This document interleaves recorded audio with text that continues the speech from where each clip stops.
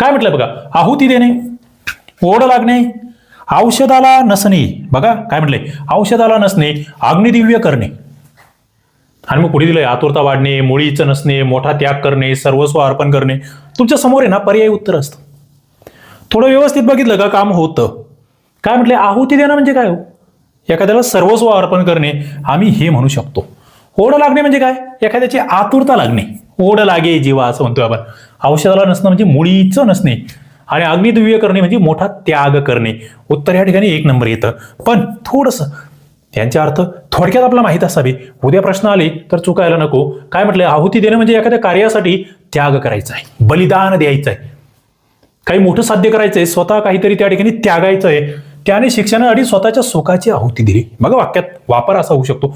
ओढ लागणे म्हणजे काय, काहीतरी करण्याची तीव्र इच्छा होणे, आकर्षण निर्माण होणे, मन त्या गोष्टीकडे सतत ओढले जाणे. त्याला वाचनाची ओढ लागली आहे, जशी तुम्हाला आणि मला लागली. पुढे काय म्हणतंय, औषधाला नसणे म्हणजे काय, एखादी वस्तू बिलकुल उपलब्ध नसणे, अजिबातच नाहीये, म्हणजे तिचा अभाव आहे, टंचाई आहे, पूर्ण ते अनुपस्थित आहे. गावात पाण्याला औषधाला पाणी नव्हतं, पिण्याला म्हणू आपण, पिण्याला औषधाला पाणी नव्हतं. औषधाला नसणे म्हणजे अजिबातच नसणे. आणि अग्निदिव्य करणे म्हणजे काम अत्यंत वेगाने, अतिशय परिश्रमाने पूर्ण करणे, कामात झपाटून काम करणे, अविश्रांत अशी मेहनत त्या ठिकाणी घेणे. त्याने प्रकल्प वेळेवर पूर्ण करण्यासाठी अग्निदिव्य केले. मला वाटतं परफेक्ट.